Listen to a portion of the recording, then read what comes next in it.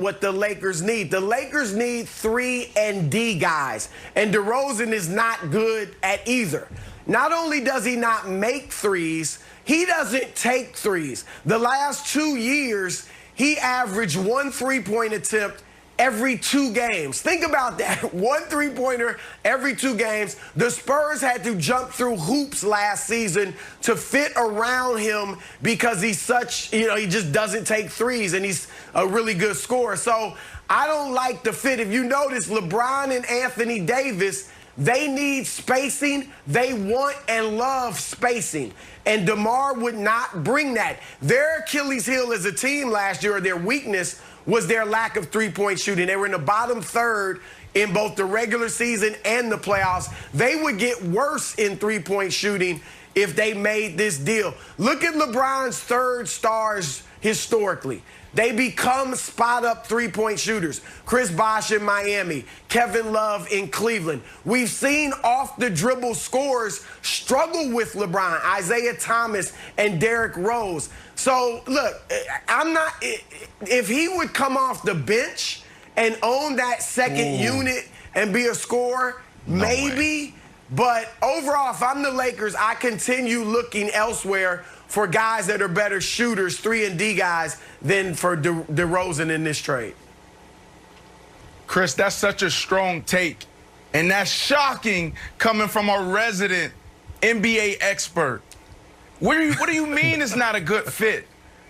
This doesn't remind you of LeBron James and D-Wade? D-Wade wasn't known for his shooting. D-Wade wasn't in the prime of his career playing defense. This is really good for them.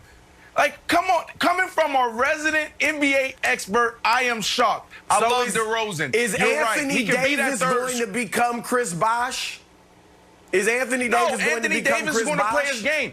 It's like DeRozan's going to be exactly who he's been the last 7 years. A guy's going to come in and give you 20 points. A guy's going to come in a game, and a guy's going to come in and give you 5 to 6 rebounds. That's DeRozan. That's why this is such a really good fit. So I'm shocked that you went that way and was so strong with your take. So I lean closer to Broussard's side than to Brandon's side. I don't hate it. And the reason I don't hate it is because, A, it gets Kuzma off the team. That would be great.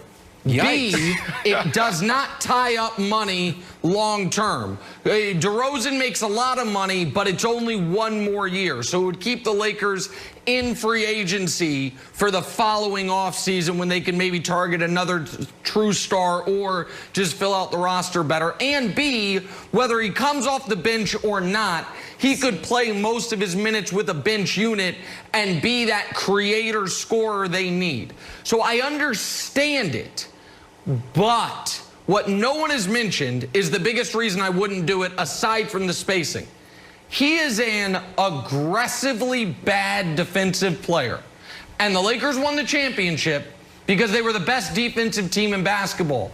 And Danny Green brought 2 things to you. One was defense, and the other was, even though in the postseason he could not make a shot, watch the games. Nobody was leaving him open.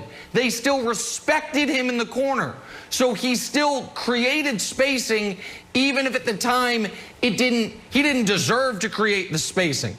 So if I don't think this would make the Lakers worse, but I do think the floor would get compacted, and I think the defense would suffer greatly. I would far rather them target Dennis Schroeder if he were available, potentially maybe Victor Oladipo, but I don't think they're able to get him. But I think there are better fits, because if you're going to make a big move like this, I don't want to sacrifice shooting and defense. Defense, which was their calling card wilds, and shooting, which was their biggest need last season throughout the year and into the postseason. Yeah, it also leaves a sour taste in my mouth. Like, the Lakers can add a piece, but you don't get to add a 4-time All-Star averaging 22, 5, and 5. I'm not saying it's Durant to the Warriors, but it's in the same arena. And for a guy that's been nothing but loyal and was kind of... What? Yeah. Yes, it is. You're adding a star. You can get a piece. You just said you want Dennis Schroeder, you can get Dennis Schroeder. You can get Dennis Schroeder. That's fine. Did you can't get like an all-star. It's not in the same state. and DeRozan. It's in the. Did you really just do that? I said specifically, it's not Durant to the Warriors. It's in the same arena. If Durant in the It's if not Durant is even on the the center same court, planet. DeRozan to the championship Lakers for a 1-year rental is somewhere in the skybox. It's in the same arena. No, Broussard, it's not. since It's not in the DeRozan's same unhappy, state. it is. You can It's go a either great way, place to Broussard. be. It's in the same arena. It's in the same arena. I'll say Broussard, this. I don't hate it, but there are other things I would rather do than this. But I don't hate it. I'm not saying it will ruin the Lakers, but I just want to make that clear. I just don't like it a lot. Oh, I thought you hated it. All right, real quick, Broussard. I don't hate it, but I I lost it. don't love it. Go on. You lost it. You got to grab these things when you this have the one I'm camera in. on you, Wilds. The other big Sorry. story in the Good NBA, point. Russell Westbrook wanting out of Houston. Our friends over at Fox Bet listening to Kevin Wilds with the Knicks as the team most likely to trade for Russ, followed Why by we the gotta put Clippers, this on the Pistons, screen? Hornets, and Bucks. Yesterday, though, Nick brought up a potential Russ trade to the Blazers involving C.J. McCollum, to which C.J., who was probably sitting around having a cup of coffee, relaxing into his morning, watching First Things First, only to hear Nick Wright mention his name in a trade, laughed out loud. And then he took to Twitter to continue the laughing of the out loud. Hey. Nick, C.J. doesn't want to see Russ in Portland, but where do you want to see Russ next season? Well, hold on. This can't go unacknowledged. CJ, I was trying to get you to a better situation, buddy. Houston is a better city than Portland to live in. I do believe, if it's tour, Harden's better than Lillard. I was trying to do you a solid, and you send out the laughing emojis. So I'm going to speak a cold, hard truth about C.J. McCollum right now. Hey, C.J., your wine stinks. You gave us all those bottles when we were on the show. We took them. It's no good. Your wine stinks, CJ. Take that. You're gonna knock down my trade proposals when I'm trying to help him out. All right, to answer this question, here's the deal on Russ, Broussard. Wine was I don't think a winning team wants him. I don't think a winning team wants Russell Westbrook. I think Russ, if he's going to run his own team, that's fine. I think it's going to look a lot like what the Thunder looked like the first year without Durant. High usage, ton of fun, Russ going 1,000 miles per hour, playing inspirational basketball, and then fighting for 45 wins. Russ has not evolved, and at this point, with $132 million left on his contract for 3 seasons, Broussard, I do think Wilds is right that it's going to be a team such as the Knicks that just wants to compete for the playoffs, not for a championship, unfortunately, for my guy Russell Westbrook. Yeah, look, if I have to answer the question, where do I want to see him next year? I'm going to be honest. Houston. The best thing for the Rockets and for Russell Westbrook is to kiss and make up.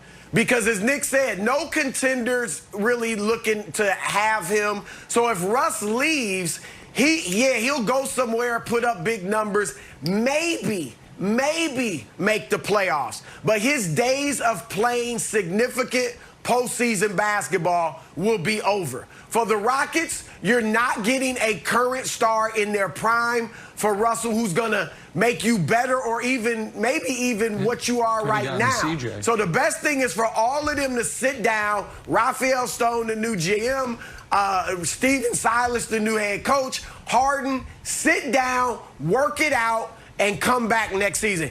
If they can't do that, then yeah, I'd like to see him with the Knicks. If they can't do that. Yeah, CJ, I got your back, man. Hey, Nick is just a little salty right now because his take wasn't that good. He's used to always getting his way. The wine is amazing, brother. But look, Wilds, I think you get what you want here. I really do. To answer your question, it's the Knicks. You've been talking about it for a while now. You've been trying to get every star that you can to the Knicks. This guy, man, he's still playing at an extremely high level. I think it will be good for basketball and also all of sports. I played for the Giants. I played for the Jets. I used to walk those streets, the concrete jungle, and all you hear about is the Knicks, the Knicks, the Knicks, the Knicks. People want to see the Knicks compete. People want to see them competitive. If that happened, man, the Garden be rocking. It'd be great for sports. That's right. It will be rocking. It'll be empty with no fans, but it will still be rocking in our hearts and sort of in our minds. Here's the thing, Broussard.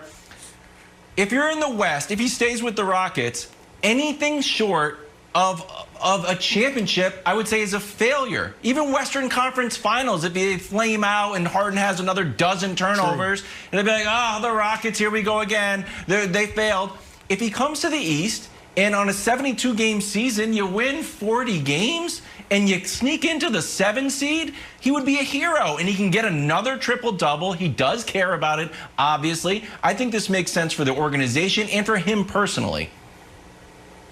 Well, I give you that. No matter how well it works with Westbrook and Harden, if they make up, they're not winning the West. They're not getting close to winning the West. So I'm with you on that. But if I'm the Rockets and I trade Westbrook for young players and assets, guess what? I need to probably trade James Harden. And I would send him to Philadelphia for Ben Simmons and then try to build around Ben Simmons. Put shooters around